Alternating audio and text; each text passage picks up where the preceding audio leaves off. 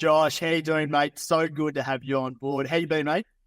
Ben, I've been well. Thanks for having me on board, mate. This is exciting. Yeah, good. Now, mate, we've asked you to come on board because, obviously you've been a client of ours for a number of years now. You've really sort of taken that transfer side of things into your business and you're doing some really cool stuff. Just for those that are watching and having a look into this, mate, tell us a little bit about your business, what you do.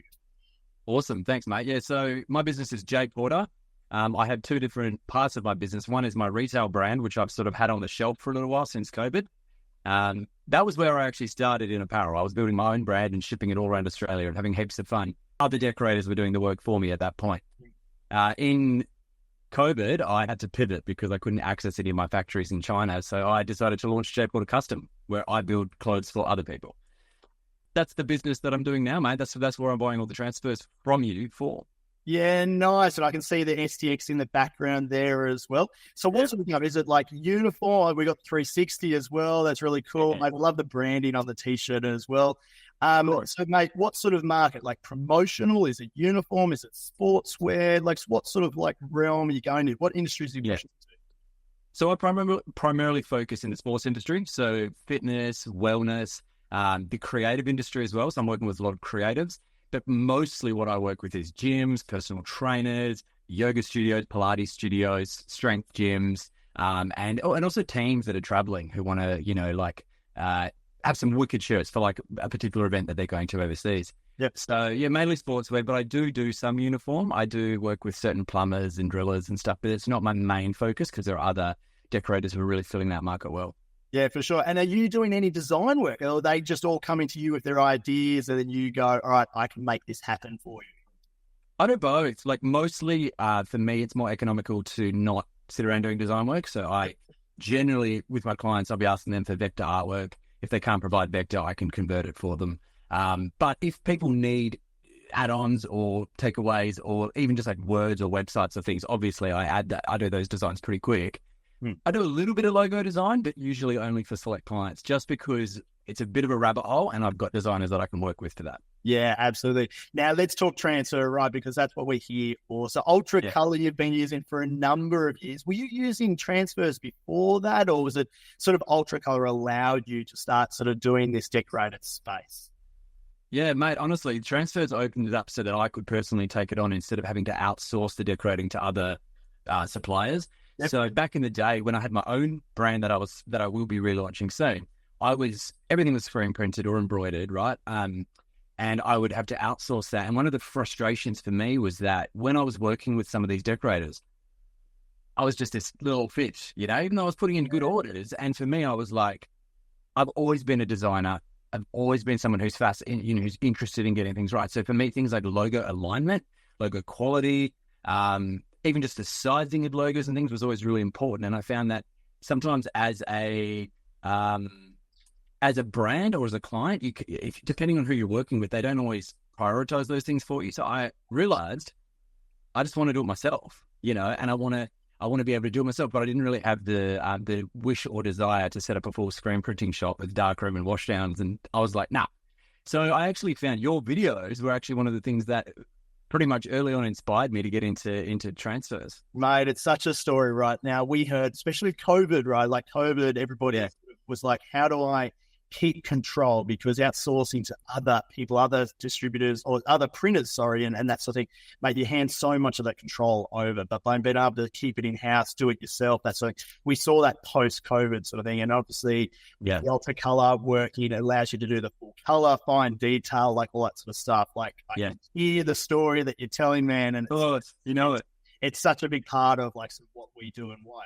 So, mate, obviously, all right, so you've been using UltraColour, you've brought it in-house. It's allowed you to sort of expand that uniform supply side of your business. Yeah. Mate, UltraColour MAX, obviously, it's our newest release of product. It's our transfer. Mate, tell me what UltraColour MAX has allowed you now to do that's different that you couldn't do before. So UltraColour MAX is, first of all, an awesome product. I absolutely love it. One, because it's a really good product in itself, but two, it's allowed me to now start offering samples and small mini jobs that I wasn't able to do before. Yeah. Now, to me personally, there's two reasons. One, I want to be able to help people on smaller jobs. They pay more per item, but that's just innate for it. But two, I want to be able to work with my bigger clients and my clients in general who want to see the product first. They want to try on a crew. They maybe want 2 or 3 sizes so they can show their team or their members. And then they can use that to then generate like a good pre-order, because there's nothing as good as actually having the physical printed garment to show people to then get sales. So what I've found in the last, and like you might have mentioned earlier, it's only been the last sort of 3 or 4 weeks that we've really been using Max, is that I'm all of a sudden getting opportunities that I was never getting before. And I'm able to get people across the line who are interested, because they're saying, hey, mate, we want to get 50 hoodies. We're a bit unsure, like it's a bit of a big cost. And I just say this, hey, mate, would you like me just to make up a sample? I can do 1 or 2 sizes, take about a week. I'll get it to you quick. You can check it out. If you like it, then you can place the main order. See what you think. Yeah. And So I tell you the samples. and you're starting to advertise that. Is that something now that you can advertise in your business, like samples available or something like that? Or are you literally just for the orders and the people that are coming and knocking on your door, you're sort of now going, hang on, guys, this is a lead in. I can actually just do this small run first. Are you going to any of the marketing side of things and going, hang on, I can actually be drawing more people in with this? How's it working? So a good question. The intention for me is that I will be marketing. I'm doing no marketing right now other than just posting Instagram stories and tagging the businesses. 2 reasons. One is that I felt like I was at capacity recently. And part of what I realized in that was that, and so obviously I didn't want to market because I was like, I'm getting so much work anyway. If I market, I'm going to be so overwhelmed. What I realized is I just had to go back and re-engineer everything. I had to break down all my processes. I had to make everything simpler. And I've noticed that that's freed up a lot more space for me now. So I wanted to have a good, healthy package that I believe in, that when I market it, I know when people come, they're here for a good time. So in the next about 2 weeks, I will start marketing and I will start advertising samples and mini jobs available. Yeah, so good. Well, one of the reasons we reached out to you, man, is because we noticed your order pattern like massively shift. Like all of a sudden, every order you place has got like 10 different designs on it, right? Yeah. 1 of this, 2 of this, 3 of these, 2 of these, which we never would have seen before, right? Of course not. We're seeing so many of our customers starting to do that, and we've obviously released a product, no setups, no minimums, which allows you to do that. But I think to myself and go, what were they doing with these orders beforehand? Like, were they actually able to service these customers the way that they are now? Like, yes, no, are they generating more revenue? Mate, it's so good to see.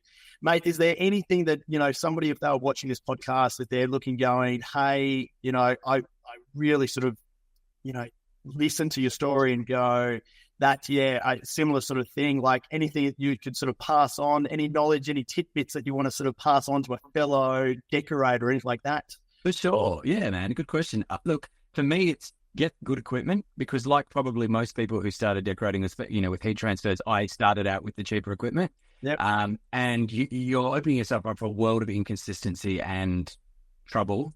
So I would suggest that if you've got the means to do it, and not everyone can afford, like Hotronics American machines initially, but really invest in the equipment, because it's a fairly small outlay for the return you're going to get, and you're going to get a consistent return if you get good machines. So first of all, I'd be looking at something like the Hotronics machines, or the STX and the 360 IQ outburst bed. Awesome. They make a big difference, and it helps you to be more efficient and get through your workload better. So I'm not necessarily trying to plug the products. And Thanks, brother. Appreciate it, though. It's just, they're your products, so that's good. But also, like, for me, it's definitely helped a lot.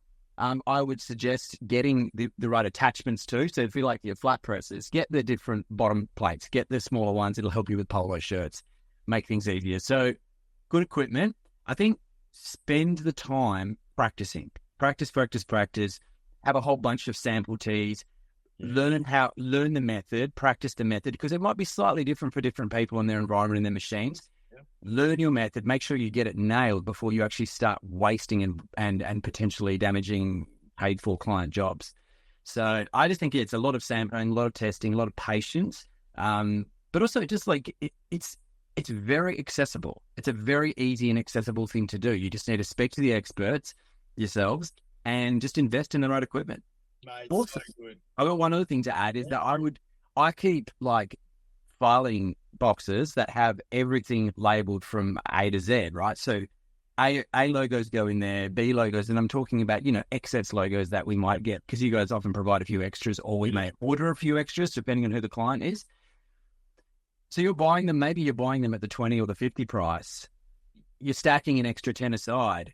And then I would suggest have a follow-up program. 1 week after your client has received their job, follow them up, ask if everything's okay, make sure they're happy, but then also say to them, guys, I purchased an extra 10 logos for you, just so you know they're ready to go. So if you want some one-offs or some top-ups, we're ready. And you're finding that you're getting customers coming back and buying a few extra garments afterwards because they know they're there. Does that work?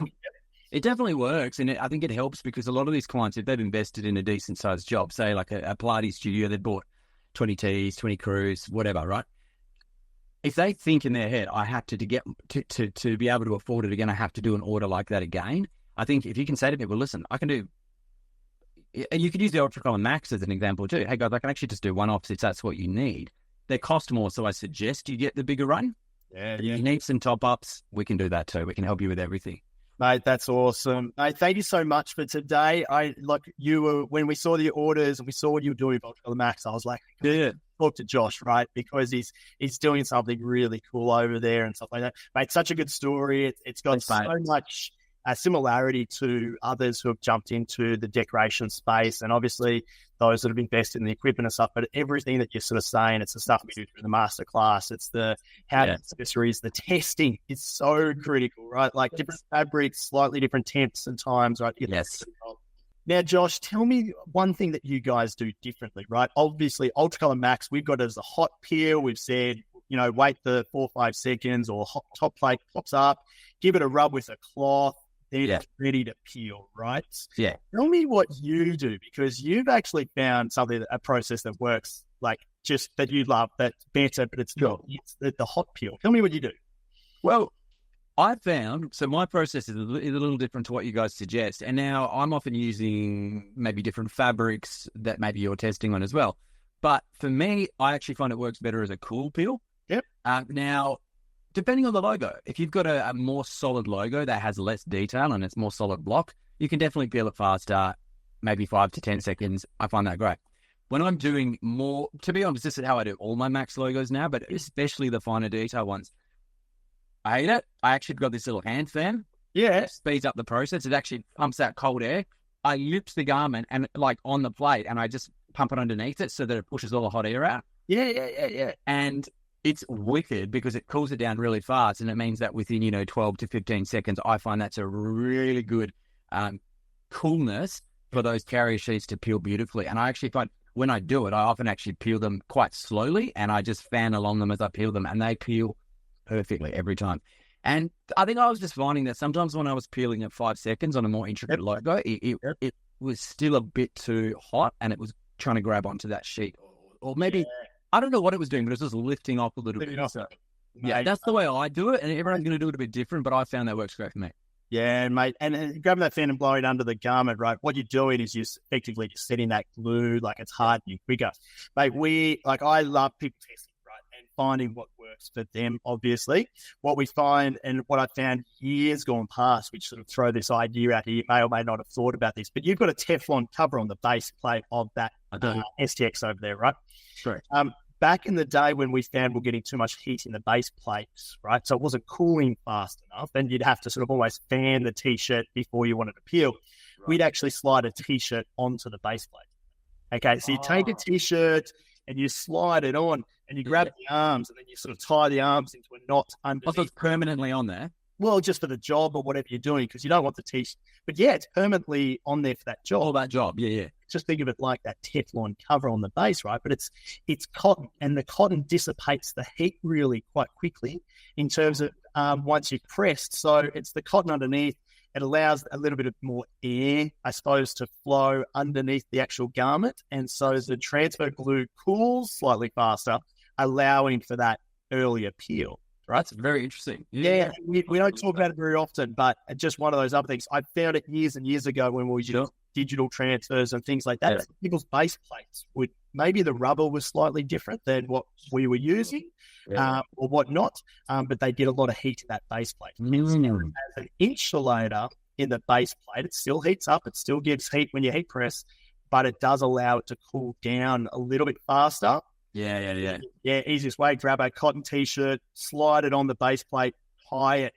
So you grab the on the t-shirt, tie that together, a tie knot, a bit like a crop top, and then grab the arms as well, do the exact same thing so it's nice and tightly snug on the base plate. Yeah. You're able to slide your garment on and off, no problems at all. You'll make sure the base pull down much faster so you can do the peel. But give it a go. Might be another little process for you. Some fabrics where they're heating up and holding that heat, that might be another little process that might save you using a fan as well. Who knows?